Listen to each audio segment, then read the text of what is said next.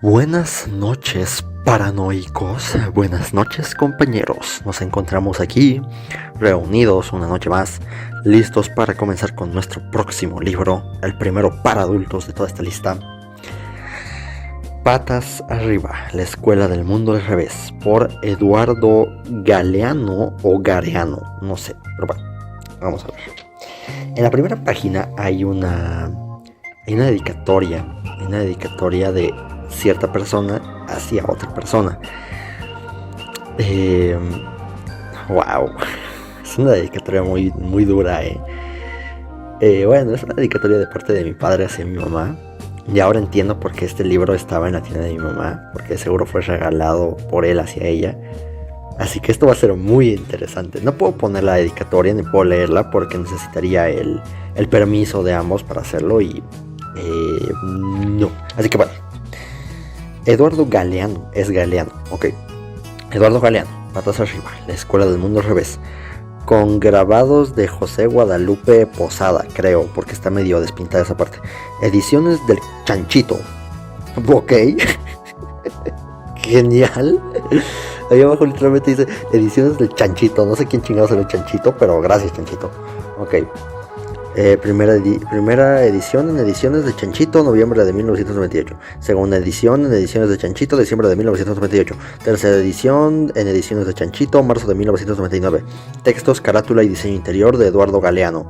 Grabados del artista mexicano José Guadalupe Posada, 1852 a 1913. Realización de carátula, Henry Cortazo. Eduardo Galeano. Distribuye América Latina 18 de julio de 2089. Ok. Son del futuro. Montevideo, Uruguay. Números y fax. Otros números.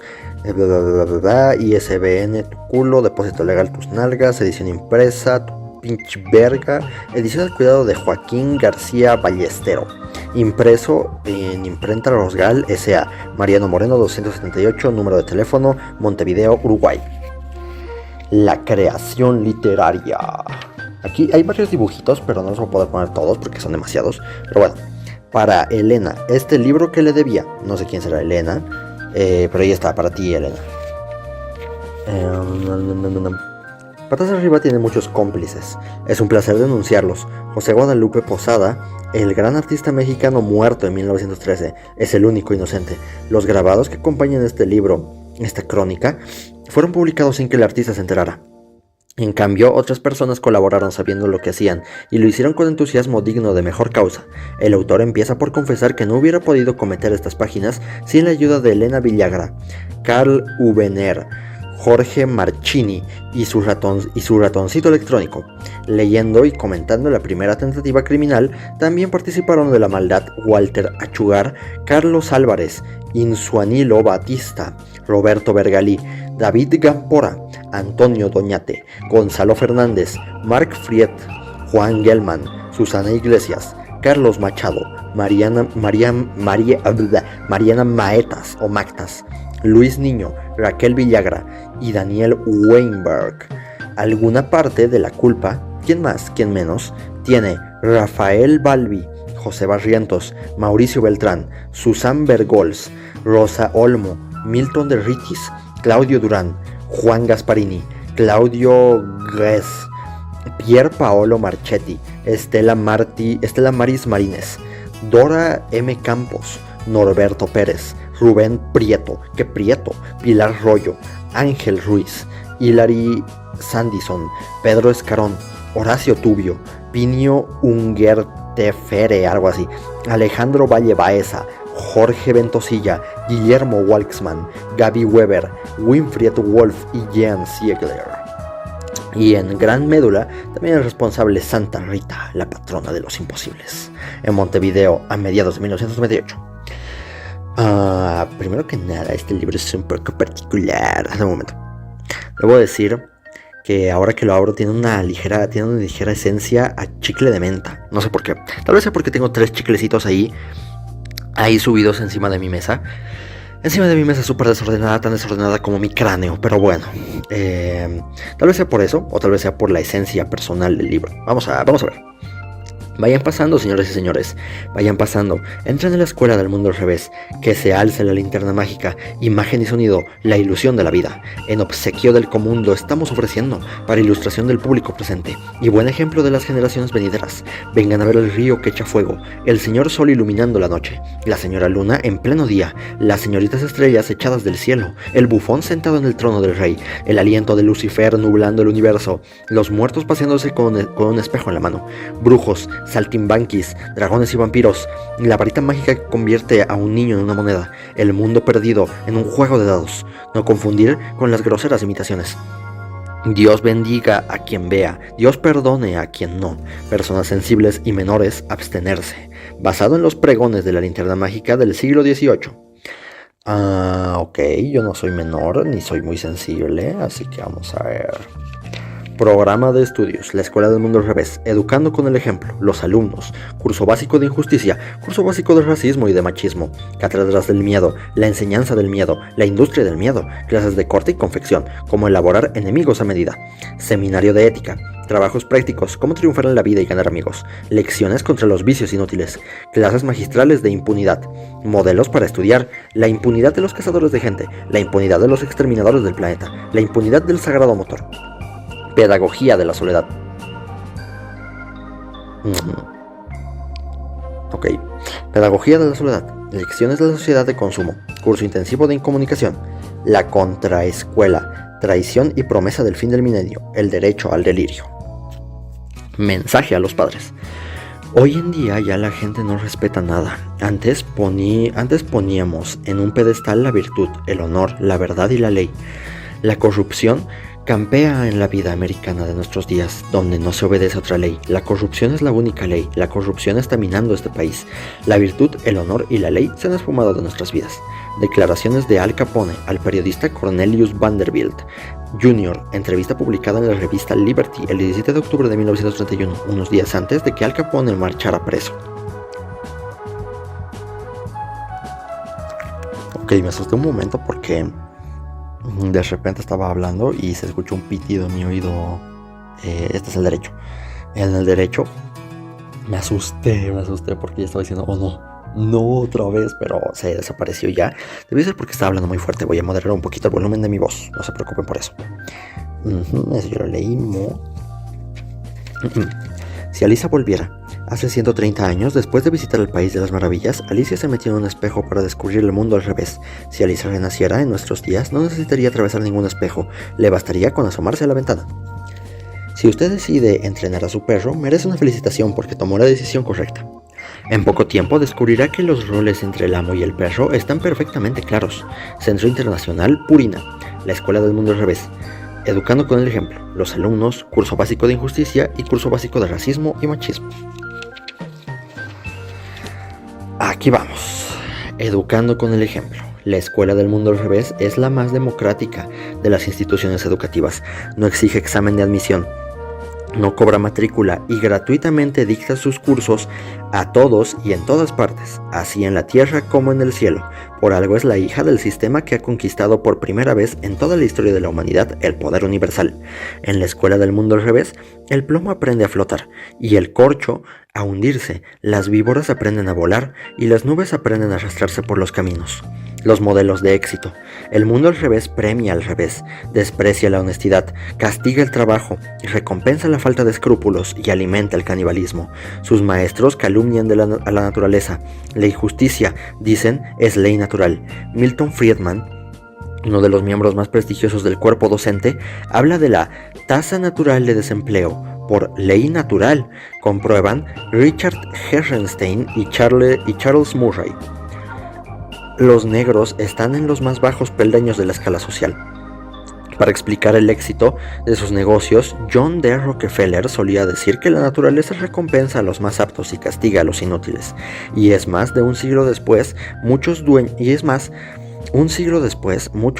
del mundo siguen creyendo que Charles Darwin escribió sus libros para anunciarles la gloria. Supervivencia de los más aptos, la aptitud más útil para abrirse paso y sobrevivir, el killing instinct, es el instinto asesino de la virtud humana cuando sirve para que las empresas grandes hagan la digestión de las empresas chicas y para que los países fuertes devoren a los países débiles. Pero es prueba de bestialidad cuando cualquier pobre tipo sin trabajo sale a buscar comida con un cuchillo en la mano. Los enfermos de la patología antisocial, locura y peligro que cada pobre contiene se inspiran en los modelos de buena salud del éxito social. Los delincuentes de Morondanga aprenden lo que saben elevando la mirada desde abajo hacia las cumbres, estudian el ejemplo de los triunfadores y, mal que bien, hacen lo que pueden para imitarles los méritos. Pero los jodidos siempre estarán jodidos, como solía decir don Emilio Azcárraga, que fue amo y señor de la televisión mexicana. Las posibilidades de que un banquero que vacía un banco pueda disfrutar en paz del fruto de sus afanes son directamente proporcionales a las posibilidades de que un ladrón que roba un banco vaya a parar en la cárcel o al cementerio. Cuando un delincuente mata por alguna deuda impaga, la ejecución se llama ajuste de cuentas y se llama plan de ajuste la ejecución de un país endeudado. Cuando la tecnología internacional decide liquidarlo, el malevaje financiero secuestra países y los cocina si no pagan el rescate. Si se compara, cualquier ampón resulta más inofensivo que Drácula bajo el sol. La economía mundial es la más eficiente expresión del crimen organizado. Los organismos internacionales que controlan la moneda, el comercio y el crédito practican el terrorismo contra los países pobres y contra los pobres de todos los países, con una frialdad profesional y una impunidad que humillan al mejor de los tirabombas. El arte de engañar al prójimo que los estafadores practican cazando incautos por las calles, llega a lo sublime cuando algunos políticos de éxito ejercitan su talento. En los suburbios del mundo, los jefes de Estado venden los saldos y retazos de sus países a precio de liquidación por fin de temporada. Como en los suburbios de las ciudades, los delincuentes venden a precio vil el botín de sus asaltos. Los pistoleros que se alquilan para matar realizan en plan minorista la misma tarea que cumplen en gran escala los generales condecorados por crímenes que se elevan a la categoría de glorias militares. Los asaltantes al acecho en las esquinas pegan zarpazos que son la versión artesanal de los golpes de fortuna asestados por los grandes especuladores que desvalijan multitudes por computadora, no sé por qué no puedo leer multitudes. Los violadores que más ferozmente violan la naturaleza y los derechos humanos jamás van presos, ellos tienen las llaves de las cárceles. En el mundo tal cual es, mundo al revés, los países que custodian la paz universal son los que más armas fabrican y los que más armas venden a los demás países. Los bancos más prestigiosos son los que más narcodólares lavan y los que más dinero robado guardan. Las industrias más exitosas son las que más envenenan al planeta y la salvación del medio ambiente es el más brillante negocio de las empresas que lo alquilan. Son dignos de impunidad y felicitación quienes matan la mayor cantidad de gente en el menor tiempo, quienes ganan la mayor cantidad de dinero en el menor trabajo y quienes exterminan la mayor cantidad de la naturaleza al menor costo. Caminar es un peligro y respirar es una hazaña. En las grandes ciudades del mundo al revés. Quien no está preso de la necesidad, está preso del miedo. Unos no duermen por la ansiedad de tener cosas que no tienen, y otros no duermen por el pánico de perder las cosas que tienen. En el mundo al revés el mundo al revés nos entrena para ver el prójimo como una amenaza y no como una promesa. Nos reduce a la soledad y nos consuela con drogas químicas y con amigos cibernéticos. Estamos condenados a morirnos de hambre, a morirnos de miedo o a morirnos de aburrimiento, si es que alguna bala perdida no nos abrevia la existencia. ¿Será esta la libertad de elegir entre esas desdichas amenazadas nuestra única libertad posible? El mundo al revés nos enseña a padecer en la realidad en lugar de cambiarla, a olvidar el pasado en lugar de escucharlo y a aceptar el futuro en lugar de imaginarlo. Así practica el crimen y así lo recomienda en su escuela del crimen. Son obligatorias las clases de impotencia, amnesia y resignación. Pero está visto que no hay desgracia sin gracia, ni cara que no tenga contracara, ni desaliento que no busque su aliento, ni tampoco hay escuela que no encuentre su contraescuela.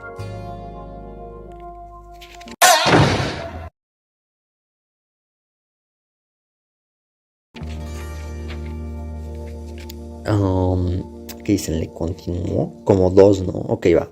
Los alumnos. Día tras día se niega a los niños el derecho a ser niños.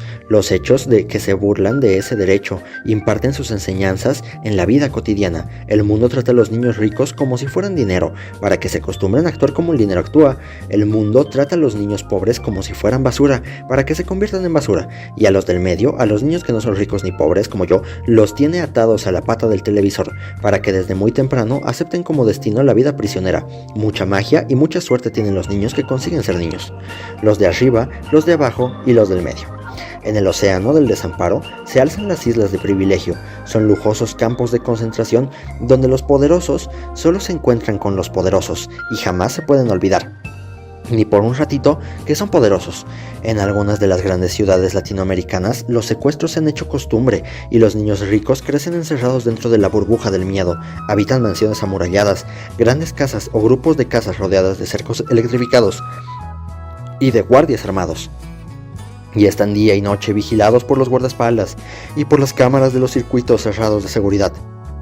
Los niños ricos viajan como el dinero, en autos blindados, no conocen más que de vista su ciudad, descubren el subterráneo en París o en Nueva York, pero jamás lo usan en San Pablo o la capital de México. Ellos no viven en la ciudad donde viven, tienen prohibido ese vasto infierno que acecha su minúsculo cielo privado. Más allá de las fronteras se extiende una región del terror, donde la gente es mucha, fea, sucia y envidiosa. En plena era de la globalización, los niños ya no pertenecen a ningún lugar, pero los que menos lugar tienen son los que más cosas tienen. Ellos crecen sin raíces, despojados de identidad cultural y sin más sentido social que la certeza de que la realidad es un peligro. Su patria está en las marcas del prestigio universal que distinguen sus ropas y todo lo que usan, y su lenguaje es el lenguaje de los códigos electrónicos internacionales. En las ciudades más diversas y en los más distantes lugares del mundo, los hijos del privilegio se parecen entre sí, en sus costumbres y en sus tendencias, como entre paréntesis. Más que nada paréntesis, vamos a ponerle corchete, porque paréntesis es para cuando yo quiero hacer un comentario personal, pero corchete es cuando hay un comentario por el propio libro, como este. Corchete, mundo infantil. Hay que tener mucho cuidado de cruzar la calle, explicaba el educador colombiano Gustavo Wilches a un grupo de niños. Aunque haya luz verde, nunca vayan a cruzar sin mirar a un lado y después al otro. Y Wilches comentó a los niños que una vez un automóvil lo había atropellado y lo había dejado tumbado en medio de la calle, evocando aquel desastre que casi le costó la vida. Wilches frunció la cara, pero los niños le preguntaron, ¿de qué marca era el auto? ¿Tenía aire acondicionado y techo solar eléctrico? ¿Tenía faros en tiniebla? ¿De cuántos cilindros era el motor? Corchete 2. Vidrieras. Juguetes para ellos. Rambos, Robocops, ninjas, Batmans, monstruos, metralletas, pistolas, tanques, automóviles, motocicletas, camiones, aviones y naves espaciales. Juguetes para ellas. Barbies, Hades, tablas de planchar, cocinas, licuadoras, lavarropas, televisores, bebés, cunas, mamaderas, lápices de labios, ruleros, coloretes y espejos. Sí se parecen los fin de los corchetes. Sí se parecen los shopping centers y los aeropuertos que están fuera del tiempo y del espacio. Educados en la realidad virtual, se deseducan en la ignorancia de la realidad real, que solo existe para ser temida o para ser comprobada. Fast food, fast cars, fast life. Desde que nacen, los niños ricos son entrenados para el consumo y para la fugacidad y transcurren la infancia comprobando que las máquinas son más dignas de confianza que las personas. Cuando llegue la hora del ritual de iniciación, les será ofrendada su primera coraza todoterreno con tracción a 4 ruedas. Durante los años de la espera, ellos se lanzan a toda velocidad a las autopistas cibernéticas y confirman su identidad devorando imágenes y mercancías, haciendo zapping y haciendo shopping. Los ciberniños navegan en el ciberespacio con la misma soltura que los niños abandonados deambulan por las calles de las ciudades. Mucho antes de que los niños ricos dejen de ser niños y descubran las drogas caras que aturden la soledad y enmascaran el miedo, ya los niños pobres están aspirando gasolina o pegamento, mientras los niños ricos juegan a la guerra con balas de rayos láser, ya las balas de plomo amenazan a los niños de la calle. En América Latina, los niños y los adolescentes suman casi la mitad de la población total. La mitad de esa mitad vive en la miseria. Sobrevivientes. En América Latina mueren 100 niños cada hora, por hambre o por enfermedad curable, pero hay cada vez más niños pobres en las calles y en los campos de esta región que fabrica pobres y prohíbe la pobreza. Niños son en su mayoría los pobres, y pobres son en su mayoría los niños. Y entre todos los rehenes del sistema, ellos son los que peor la pasan. La sociedad los exprime, los vigila, los castiga, a veces los mata. Casi nunca los escucha, jamás los comprende. Esos niños, hijos de gente que trabaja salteado o que no tiene trabajo ni lugar en el mundo, están obligados desde muy temprano a vivir al servicio de cualquier actividad ganapán, deslomándose a cambio de la comida o de poco más, a todo lo largo y ancho del mapa del mundo. Después de aprender a caminar, aprenden cuáles son las recompensas que se otorgan a los pobres que se portan bien. Ellos y ellas son la mano de obra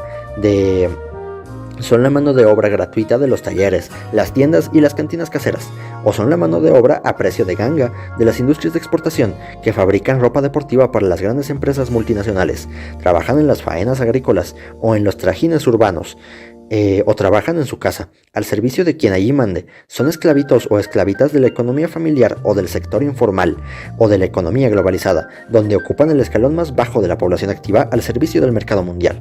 En los basurales de la Ciudad de México, Manila o Lagos, juntan vidrios, latas y papeles y disputan los restos de comida con los buitres.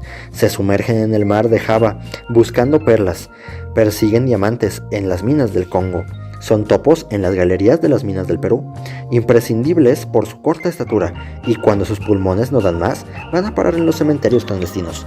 Cosechan café en Colombia y en Tanzania y se envenenan con los pesticidas. Se envenenan con los pesticidas en las plantaciones de algodón de Guatemala y en las bananeras de Honduras. En Malasia recogen la leche de los árboles del caucho, en jornadas de trabajo que se extienden de estrella a estrella. Tienden vías de ferrocarril en Birmania. Al norte de la India se derriten en los hornos de vidrio y al sur en los hornos de ladrillos. En Bangladesh desempeñan más de 300 ocupaciones diferentes, con salarios que oscilan entre la nada y la casi nada, por cada día de nunca acabar. Corren carreras de camellos para los emires árabes y son jinetes de pastores en las estancias del Río de la Plata. Corchete, la fuga, what the fuck conmigo, se me lengua la traba, la fuga, barra 1. Charlando con un enjambre de niños de la calle, de esos que se trepan en los autobuses de la Ciudad de México, la periodista Karina Aviles les preguntó por las drogas. Me siento muy bien, me quito de los problemas, dijo uno. Cuando bajo a lo que soy, dijo, me siento entretado como un pajarito. Esos niños eran habitualmente acosados por los policías y los perros de la central de la camionera del norte. El gerente general de la empresa declaró a la periodista: no dejamos que los niños se mueran porque de alguna manera son humanos. Fin del corchete. En Port-au-Prince, Colombo, Jakarta o Recife sirven la mesa del amo, a cambio del derecho de comer lo que de la mesa cae. Venden fruta en los mercados de Bogotá y venden chicles en los autobuses de San Pablo. Limpian parabrisas en las esquinas de Lima, Quito o en San Salvador. Lustran zapatos en las calles de Caracas a Guanajuato. Cosen ropa en Tailandia y cosen zapatos de fútbol en Vietnam. Cosen pelotas de fútbol en Pakistán y pelotas de béisbol en Honduras y Haití. Para pagar las deudas de sus padres, recogen té o tabaco en las plantaciones de Sri Lanka y cosechan jazmines en Egipto, con destino a la perfumería francesa. Alquilados por sus padres, tejen alfombras en Irán, Nepal y en la India, desde antes del amanecer hasta pasada la medianoche. Y cuando alguien llega a rescatarlos, preguntan: ¿es usted mi nuevo amo? Vendidos a $100 por sus padres, se ofrecen en Sudán para labores sexuales o todo trabajo. Por la fuerza reclutan niños los ejércitos en algunos lugares de África, Medio Oriente y América Latina. En las guerras, los soldaditos trabajan matando y sobre todo trabajan muriendo. Ellos suman la mitad de las víctimas de las guerras africanas recientes, con excepción de la guerra, que es cosa de machos según cuenta la tradición y enseña la realidad. En casi todas las demás tareas, los brazos de las niñas resultan tan útiles como los brazos de los niños, pero el mercado laboral reproduce en las niñas la discriminación que normalmente practica contra las mujeres. Ellas, las niñas, siempre ganan menos que lo poquísimo que ellos, los niños, ganan, cuando algo ganan. La prostitución es el temprano destino de muchas niñas, y en menor medida, también de unos cuantos niños. En el mundo, en corchete, la fuga, barra 2. En las calles de México, una niña inhala tolueno, solubles pegamentos o lo que sea. Pasada de la tembladera, cuenta: yo aluciné al diablo, o sea que se metía el diablo en eso, pues quedé en la orillita, ya me iba a aventar de 8 pisos, era el edificio y ya me iba yo a aventar, pero en eso Se me fue mi alucín, se me salió el diablo. El alucín que más me ha gustado es cuando me apareció la Virgencita de Guadalupe. 2 veces la aluciné. Fin del corchete. Decía en el mundo entero. Por asombroso que parezca, se calcula que hay por lo menos 100.000 prostitutas infantiles en los Estados Unidos, según el informe de la UNICEF de 1997. Pero es en los burdeles y en las calles del sur del mundo donde trabaja la inmensa mayoría de las víctimas infantiles del comercio sexual. Esta multimillonaria industria va hasta de red de traficantes, intermedios, agentes turísticos y proxenetas. Se maneja con la escandalosa impunidad. En América Latina no tienen nada de nuevo. La prostitución infantil existe desde 1536. Se inauguró la primera Casa de Tolerancia en Puerto Rico.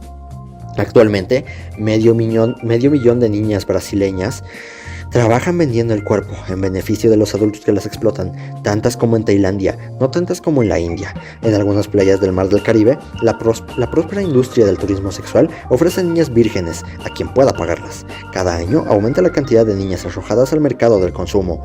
Según las estimaciones de los organismos internacionales, por lo menos 1 millón de niñas se incorporan cada año a la oferta mundial de cuerpos. Son incontables los niños pobres que trabajan en su casa o afuera, para su familia o para quien sea. En su mayoría trabajan fuera de la ley y fuera de las estadísticas.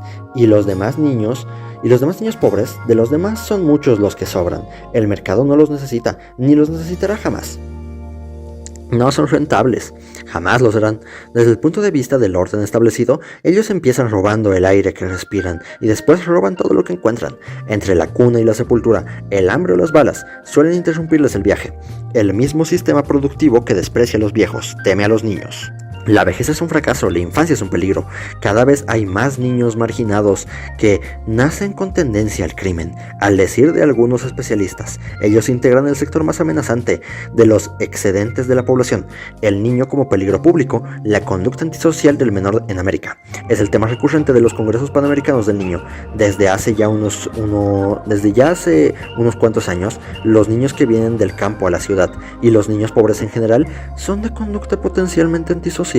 Según advierten los congresos de 1963, los gobiernos y algunos expertos en el tema comparten la obsesión por los niños enfermos de violencia, orientados al vicio y a la perdición.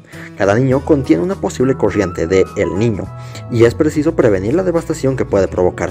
En el primer congreso policial sudamericano celebrado en Montevideo, en 1976 y 1979, la policía colombiana explicó que el aumento cada día creciente de la población de menos de 18 años induce a estimar una mayor población potencialmente delincuente. Mayúsculas en el documento original. En los países latinoamericanos, la hegemonía del mercado está rompiendo los lazos de la solidaridad y haciendo trizas el tejido social comunitario. ¿Qué destino tienen los nadies, los dueños de nada, en países donde el derecho de propiedad se está convirtiendo en el único derecho y los hijos de los nadies, a muchos que son cada vez más muchos? El hambre los empuja al corchete. Para que el sordo escuche. Crece la cantidad de niños desnutridos en el mundo. 12 millones de niños menores de 5 años mueren anualmente por diarreas, anemia y otros males ligados al hambre. En su informe de 1998, UNICEF proporciona datos como este y propone que la lucha contra el hambre y la muerte de los niños se convierta en una prioridad mundial absoluta.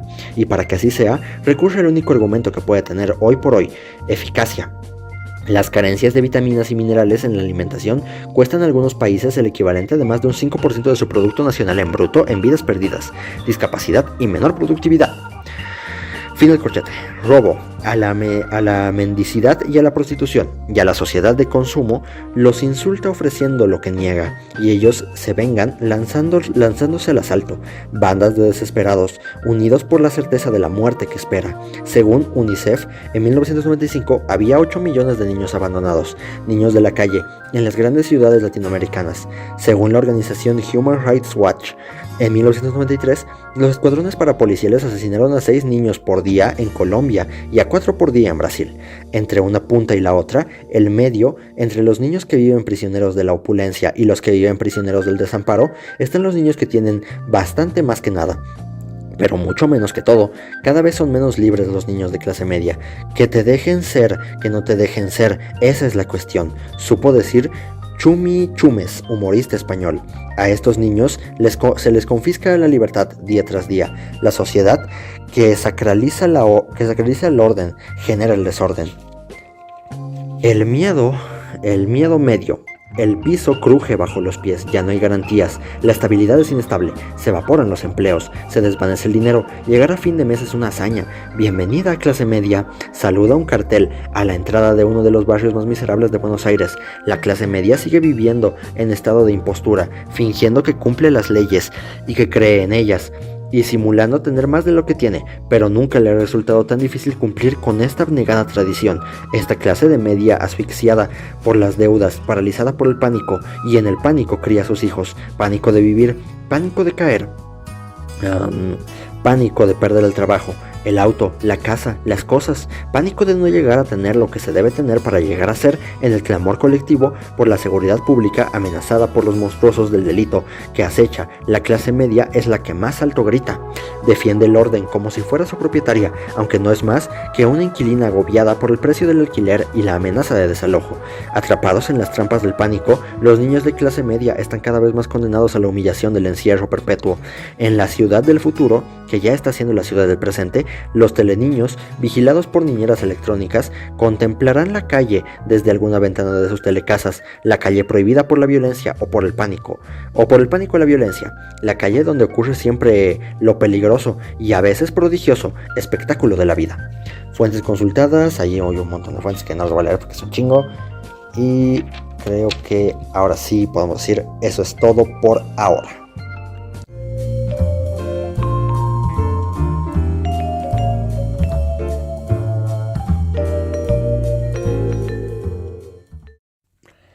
Pues aquí ocurre algo medio extraño. En solo 2 capítulos de este librito ya tengo más reflexiones de las que recuerdo en todos los demás, y no es porque todos los demás no hayan tenido asuntos que reflexionar, es porque también mi mente estaba muy cerrada, ¿no? Estaba muy cerrada con el tema del miedo y todo lo demás, y por lo tanto más que nada hacía reflexiones de ello. Pero bueno, ahora este libro nos da un poquito de... Me duele un poquito el hecho de que realmente sí nos da un mensaje de la actualidad que era en esos años. La actualidad de hoy en día es diferente, ¿no? Pero a la vez es muy similar. Hay cosas que no han cambiado. Es un secreto a voces y es algo que decidimos ignorar constantemente, el hecho de que hay mucha gente que la pasa peor que tú. Y yo personalmente puedo jactarme por lo menos de decir que yo no lo ignoro, que de hecho, pero definitivamente no lo tomo de la manera que para muchos sería óptima, como si lo vas a tomar en cuenta, tómalo en cuenta para hacer algo, ¿no? Yo más bien lo tomo justamente como un punto para decirme a mí mismo, oye, aún no estás en la mierda, ¿me entiendes? Aún hay un futuro para ti. Y aquí es donde quiero pasar al primer punto de toda esta reflexión que voy a dar. El primer punto es, ¿cuáles son tus muros, amigo mío? Todos tenemos un objetivo, ¿no? Un objetivo o más bien, ¿cuáles son tus colchones, hermano mío? Todos tenemos un objetivo. Mi objetivo es entrar a la universidad y estudiar comunicación social, y eventualmente salir de comunicación social con un buen título, lo que sea necesario, incluso poder después de eso estudiar, de ser posible, informática, porque yo me quedé con la espinilla de informática, pero comunicación social es el principal, y una vez que haya terminado, ya tiene mi mamá un contacto que me aseguraría un lugar en cierta cadena televisiva. Así que, a la mierda, wow, patí algo, pero bueno, así que ese es mi objetivo. Sin embargo, yo siempre he sido una persona que ha dicho, ¿y si no sale, cuál es tu colchón? Bueno, no siempre, de hecho, estoy mamando. No lo era antes. Lo fui una vez que informática no funcionó. Ahí fue cuando me dije a mí mismo, ok, informática no funcionó, ahora sí necesitamos un colchón, porque yo estaba casi seguro de que informática iba a funcionar. Entonces, a partir de ahí dije, ahora sí necesitamos un colchón. Y ahora mi colchón es, si no logro eso, si no logro entrar a comunicación, es meterme a trabajar. Es meterme a trabajar a algo y de ser posible a conductor de algo, ¿me entiendes? Muy posiblemente sería de pecero o de taxi, pero me encantaría poder ser camionero, que es lo que yo intentaría si es que no logro entrar a comunicación. ¿Por qué? Porque me encanta conducir. Y eso es a lo que yo quiero llegar. Que mis colchones se basan en porque me gusta, ¿me entiendes? Pero ahí es donde está la parte interesante. Los colchones de otras personas se basan en no es porque me guste, es porque tengo que hacerlo, es porque debo hacerlo. Y esto ocurre muchas veces, ¿no? En personas que viven en situaciones muy precarias, muy complicadas, que no les permiten ver más allá, porque literalmente no tienen otras oportunidades. Entonces simplemente tienen que mantenerse en base a lo que conocen y en base a lo que saben. Así que para esas personas, ese es el punto de vista, no es lo que yo quiero hacer, es lo que debo hacer. Y también hay personas que no necesariamente viven en la pobreza, que también pasan por esa misma idea.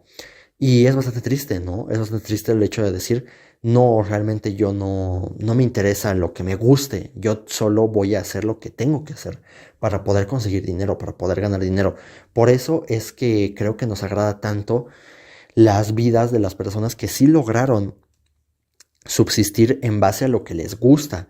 Yo veo varios canales y obviamente todas esas personas a las que veo son felices con sus canales, son felices subiendo contenido constantemente, son felices haciendo diferentes situaciones, como por ejemplo un canal de arte que veo que es el de Nominosa. Ella es una morra que, a pesar de que tuvo muchos problemas de depresión y demás, es una morra que vive muy feliz haciendo arte, que vive muy feliz dibujando, dando cursos de dibujo, de pintura y muchas otras cosas más. Y es increíble, ¿no? Ver cómo realmente puede vivir del arte, que es algo que yo creo que muchos hemos pasado por el momento de haberlo pensado y que nuestra familia, nuestros padres o incluso nosotros mismos nos digamos así como de que, güey, no mames, el arte no. El arte no da para comer. Pero ahí te das cuenta de que sí, ¿me entiendes? Y ahí también es donde entra el punto de que sí, pero ¿por qué a ella le funcionó? Por diferentes situaciones. Las situaciones de cada uno son las cosas que guían nuestras vidas. El punto, el punto de todo esto es recordar que, bueno, es recordar cuáles son nuestros colchones y si realmente esos colchones se basan en cosas que nos gusten y no en simplemente es lo que debo hacer.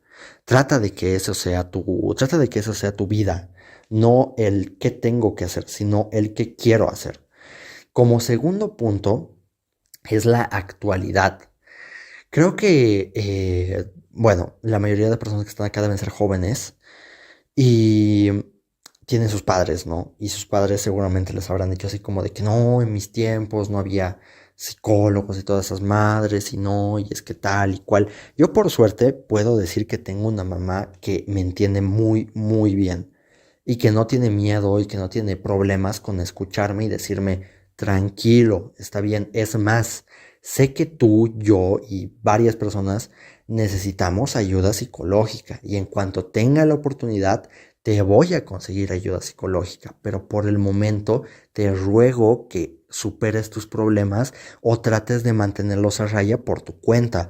Por eso yo también trato de mantenerme a raya, de mantener todos estos miedos y temores internos también a raya, porque yo sé que si ella pudiera, a mi hermana y a mí nos daría absolutamente todo, todo, todo, todo en bandeja de plata. E incluso si pudiera, no nos permitiría trabajar y, o sea, nos permitiría vivir en la comodidad absoluta para siempre, si las cosas pudieran funcionar así. Pero a fin de cuentas no funcionan así y por lo tanto también nos ha inculcado el valor de estudiar y trabajar. Siempre nos ha dicho, yo no los voy a poder mantener para siempre y si no logran estudiar o trabajar, yo les voy a conseguir un trabajo, pero no van a ser unos vagos. Y eso está muy bien, ¿me entiendes? A lo que quiero llegar es a que en esos tiempos realmente esas cosas, o sea, el tema de los problemas psicológicos, el tema del sentimentalismo estaba muy diluido. Y esto no lo digo yo, y no lo digo, o sea, es obvio, ¿no? Pero no lo digo tampoco porque sea obvio, tengo pruebas. Tengo pruebas. No sé si ustedes saben o escucharon alguna vez de la estética o subcultura, lo que sea, de los yuppies o yappies, no me acuerdo cómo se llamaban. ¿Se acuerdan de Patrick Bateman, no? Todos vimos American Psycho Y si no, búsquenlo, ¿ok?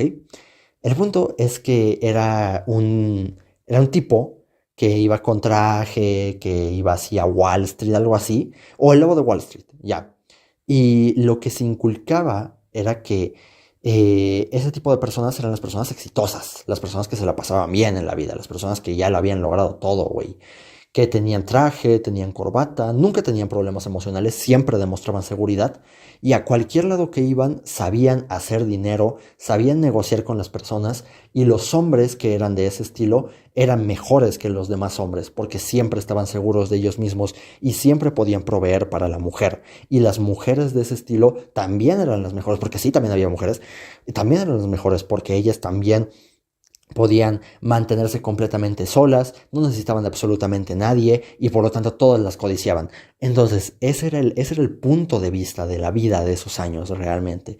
Uno de los tantos, ¿no? Uno de los tantos que había, pero es uno de los más reconocidos y uno de los más recordados. ¿Y qué es lo que se inculcaba en esos tiempos? Si escucharon, era el dinero, era el trabajo.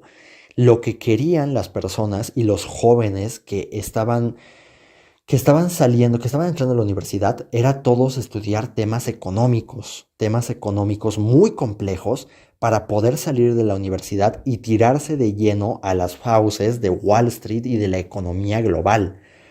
¿Para qué? Para poder ganar el dinero más grande posible y costearse todo tipo de lujos pendejos.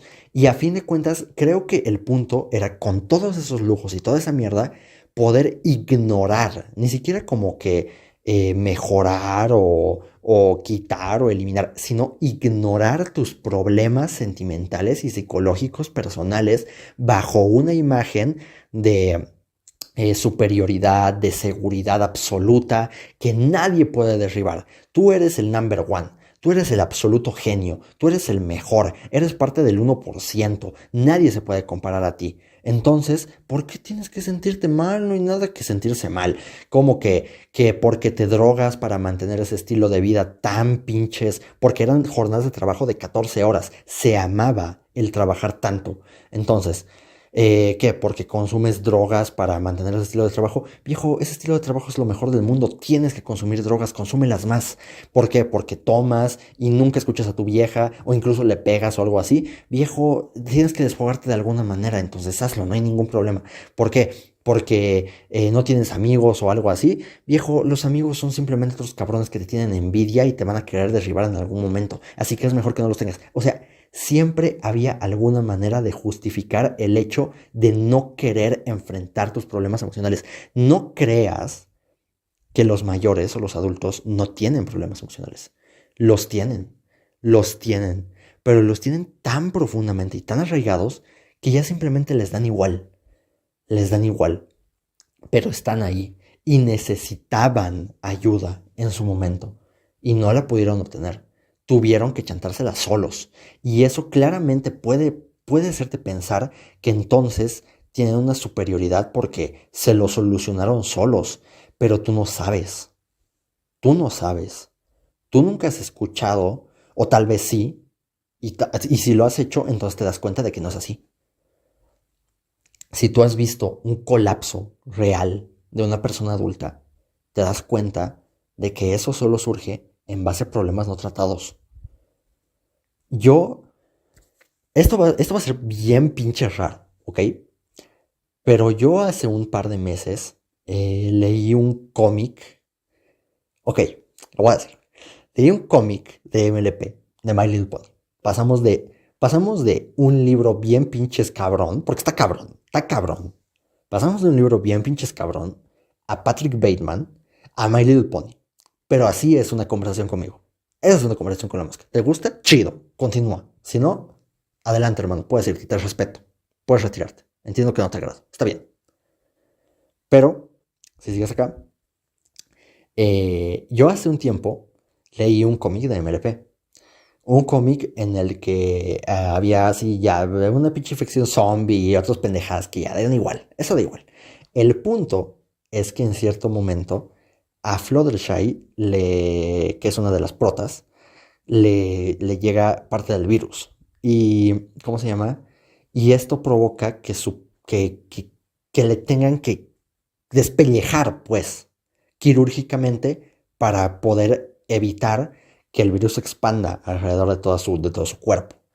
Y obviamente esto es horrible para ella, es terrible, pero al final tienen que hacerlo para que por lo menos pueda vivir. Y el tipo que hizo el cómic, o la persona que hizo el cómic, o la chica, el chico, lo que sea, no se dio, o sea, no se mordió la lengua a la hora de mostrar gráficamente cómo se veía el cuerpo de Fluttershy luego de que le extirparan la piel. ¿Ok? Es una viñeta muy cabrona y que si te deja como, oh la madre, Dios mío, uff, damn. No, ok, uff. Ya me quedé patas arriba como el libro, güey. Pero sí, así es, ¿ok?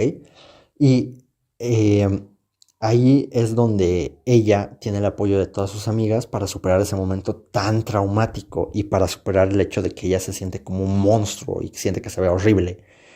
Y eso es algo muy importante, porque también me pasó a mí. No me despellejaron, pero yo tengo problemas, ¿entienden? Yo tengo miedos, tengo temores. Y no me molesta decirlo, la verdad. Como yo lo dije también, yo no me amo a mí mismo. Es más, soy el que más palos soy el que más palos me he tirado en la vida. Nadie me puede insultar tanto como me he insultado yo. Es imposible. Es imposible. Nadie me puede odiar tanto como me he odiado yo. Pero yo me respeto. Ese es el asunto.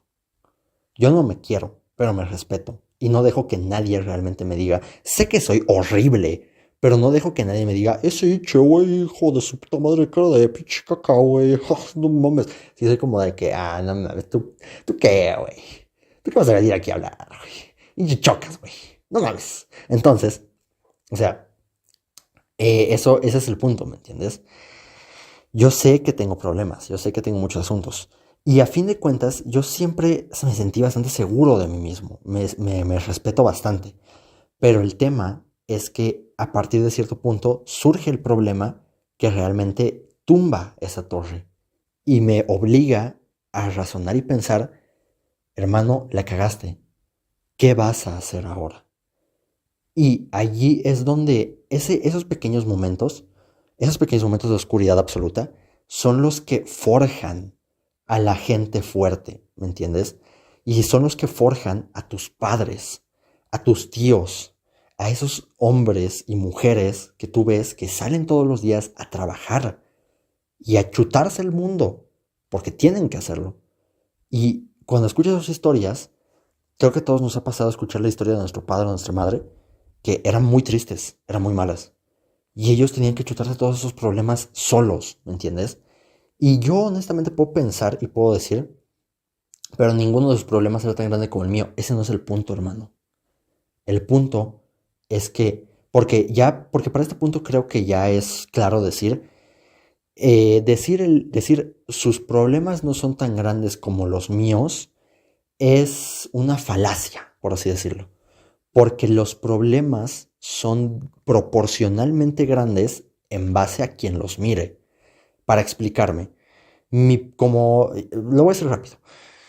Yo tengo un problema de audición y me jode mucho y me asusta y me aterra porque tengo miedo, mucho miedo de que empeore y de que en algún momento me digan, no hermano, lo siento mucho, vas a perder la audición de alguno de los dos oídos o vas a perderla muy fuertemente y vas a necesitar un audífono. Tengo mucho miedo de que eso pase y puede que ocurra. Es la verdad, puede que ocurra. Me hace falta hacerme una audiometría para asegurarme de que todo va a estar bien o todo va a estar mal. Ese es mi miedo más grande. Y puede que si te pasa a ti, no te asuste tanto. Puede que a ti te aterre más quedarte solo, por ejemplo. Y ese es el asunto, ¿me entiendes?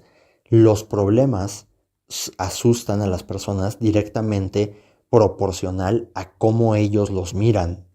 Entonces, realmente el tema no es quién tuvo más problemas, quién tuvo menos problemas, quién lo superó mejor, quién lo superó peor. El punto es superarlos, tener herramientas para poder hacerlo. Y yo realmente con este tema posiblemente no habría podido hacerlo si hubiera estado completamente solo.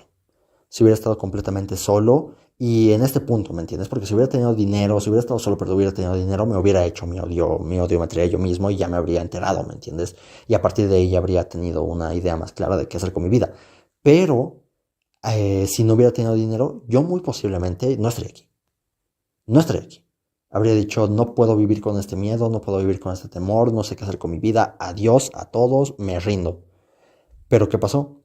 Una noche me abrí con mi familia, les dije la verdad, les dije mi temor, les dije mi miedo más grande, y y mi hermana y mi mamá, me dijeron, está bien, es un temor muy grande tuyo, lo entendemos, ya hemos visto que ha causado, ¿cómo se llama?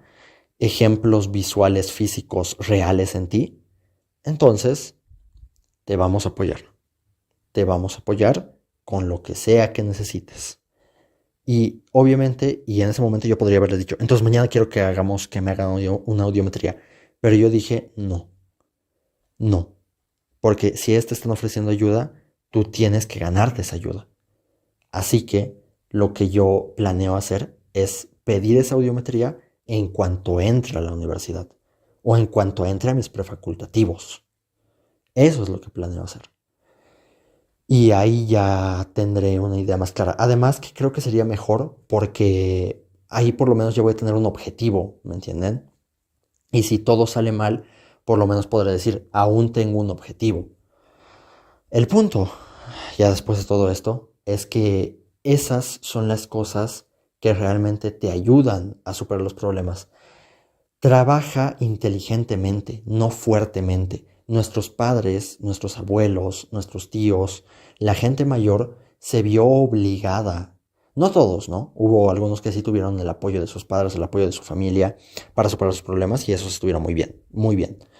Pero hay muchos otros, nuestros padres, nuestros abuelos y demás gente adulta, que tuvieron que obligadamente trabajar duro para superar sus problemas. No trabajar inteligentemente, trabajar duro para superarlos. Ellos tuvieron que buscar otras formas, incluso para traumas muy grandes, como los que escuché de mi mamá o de mi papá, tuvieron que salir a trabajar, tuvieron que hacer sus cosas. Así era la vida. Así era la vida. Y sus padres eran igual. Eran como de que sí, no sé, hijo, yo qué sé. No, pa, es que me siento muy mal, me duele tal situación, me duele cual situación, me siento muy triste o algo así. Sí, bueno, no sé, tienes que buscar trabajo o algo así. Tienes que ir a estudiar, sabes cuáles son tus responsabilidades, nos vemos mañana. Fin. Así eran las cosas. Se vieron obligados a trabajar duro. Tú no tienes por qué trabajar duro. Tus padres quieren escucharte. Porque ellos sufrían cuando les decían eso a sus propios padres. Y les decían, no, no sé, bueno, tú verás, hijo, la verdad, pero tienes que ir mañana a estudiar. Ellos sufrían. Y si tú tal vez en algún momento ya has dicho, cuando yo sea padre, si es que quieres ser padre, porque hay muchos que ya no quieren para este punto, yo sí quiero. Y yo siempre decía, cuando yo sea padre, voy a ser mejor. ¿Me entiendes? Y estoy seguro de que tus padres quieren ser mejores que los suyos. Bueno, tal vez no puedo estar 100% seguro, pero estoy casi seguro de que quieren ser mejores. Dales la oportunidad, dales la oportunidad, háblales, diles, papá, mamá, tengo miedo de mis oídos. Papá, mamá, tengo miedo de que mi vieja me deje. Papá, mamá, tengo miedo del futuro. ¿Qué hago? Están ahí para apoyarte. Estamos tan acostumbrados a que todo lo que queremos lo veamos constantemente en una puta aplicación, güey. Y no quiero sonar como un pinche boomer acá. Esta imagen, pongan la imagen esta de, ay, ojalá la encuentre, pero no creo que podré encontrarla. Pongan la imagen esta de la niña que está yendo con con su teléfono bien happy. Y del otro lado hay un abuelo en una silla de ruedas con un pinche vórtice metadimensional en su cráneo del que está saliendo una biblioteca con un chingo de libros solo porque está leyendo un libro. Y se supone que esa es una imagen como para hacerte pensar y decir, oh sí, qué chingón, güey, cuando yo lea libros me va a salir un pinche vortex dimensional del cráneo. O sea, no mames, no quiero sonar así, ¿entiendes? No quiero sonar así. Pero la neta es que hay tantos jóvenes, la neta, hay tantos jóvenes y tanta gente que está tan engrasada con el tema de con el tema de que, güey, yo quiero ser parte de ese 1% que dice tal coach motivacional y su puta madre, o este otro güey que es el influencer del momento y bla, bla, bla, bla, bla. Que la verdad es que en el libro se decía, ¿no? Que los niños nacen pegados a la tele, ahora los niños nacen pegados al pinche celular, güey. Al pinche celular, y eso lo mires por donde lo mires, en una edad tan temprana no debería haber, hermano. Tú eres el padre, es tu deber cuidar a tu hijo, es tu deber criarlo, es tu deber educarlo. Si grita mucho, saber cómo callarlo. Cuando sea más adultín, si hace un berrinche, saber cómo educarlo, ¿me entiendes? Ya sabrás tú si es con mano dura o con hablar, intentar hablar, para que te entienda mejor. Ya tú sabrás cómo hacerlo, ¿me entiendes? Pero es tu deber criarlo, es tu hijo, ¿me entiendes? No dejar que una puta aplicación lo haga. Entonces, mm, pero también yo me he dado cuenta con esta situación que he vivido, que también es el deber del hijo bajar y abrirse con sus padres. Y realmente decir, tengo miedo, o estoy feliz, también estoy feliz, muchas gracias, o estoy muy enojado, o estoy muy preocupado, estoy muy angustiado, estoy muy confundido, no sé qué hacer. Todas esas cosas es importante decirlas para simplemente, justamente lo que les dije, no trabajen duro, trabajen inteligentemente. Antes no había esa posibilidad, ahora la hay. Ahora la hay. Por eso también lo dije en su momento, aprecien mucho el tiempo en el que vivimos. Traten de no rendirse. Ya lo dije miles de veces y no me voy a cansar de decirlo porque lo tengo que decir. Porque puede que yo lo haga en algún momento. Si van a rendirse, está bien, lo respeto, pero de verdad analicen bien. Su familia los ama, viven en un punto en el cual realmente se sienten cómodos con su vida. Eh, ¿Qué piensan del futuro? O sea, en el futuro, puede que en el futuro haya una solución para su problema. Háganse ese tipo de preguntas. Porque realmente rendirse es la decisión más grande que van a tomar en sus vidas. Entonces, háganse ese tipo de preguntas. Y sí, el libro que estamos leyendo es bastante triste, ¿no? Es bastante triste porque nos dice la verdad. Nos dice la verdad que hay problemas en el mundo, que hay gente que lo está pasando peor, que hay muchos temas muy desagradables en el planeta Tierra, de los cuales no estamos enterados. Pero a fin de cuentas, aunque es importante saberlos, y los vamos a saber porque vamos a seguir leyendo ese libro, no hay que dejar que esos problemas nos hagan pensar que entonces todo está perdido y mejor me rindo de una vez, ¿me entiendes? El punto es, de nuevo, ¿qué nos dejó el anterior libro? Ser valiente. Enfrentar toda esa mierda sabiendo lo aterrador que va a ser. Sabiendo lo aterrador que es. Eso es ser valiente. Entonces, más de todo lo que les dije, busquen ayuda, no tengan miedo de pedirla, ahora no hay ningún problema, y si sus padres son buenos padres les dirán, siéntate, hablemos, cuál es tu asunto, escuchamos tu asunto, solucionamos tu asunto, somos tus padres, es nuestro deber, a menos que el asunto sea quiero drogas o algo así. Segundo, no dejarse llevar demasiado por el tema del internet. No olvidemos que a fin de cuentas Google, YouTube, TikTok son compañías, son empresas y tienen una visión empresarial intrínseca en base a lo que hacen. Entonces, a pesar de que sí quieran como hacer comunicación y todo lo demás entre todos nosotros, también necesitan premiar ciertos contenidos que puedan generar más adicción a sus propias aplicaciones. Así que siempre te van a dar lo que quieres y de ser posible van a tratar de generarte otro tipo de deseos, otro tipo de cosas que quieras para que continúes en la aplicación. No lo olvides, siguen siendo compañías, no son compañeros, no son tus amigos. Quieren tu dinero, te quieren como usuario, como un número más. pero realmente nunca te van a querer como una persona porque, pues, no mames, o sea, eso ya es obvio, ¿me entiendes? Eso ya tampoco me voy a poner aquí de gurú, así de que te estoy enseñando la pinche realidad del mundo, güey, eso ya todos lo sabemos. Y por último, saber y estar seguro de que vas a querer enfrentar al mundo a pesar de todo lo que ya te dije. A pesar de todo lo que ya te dije. No pienses que mucha gente también dice así como de que nadie nunca te va a ayudar.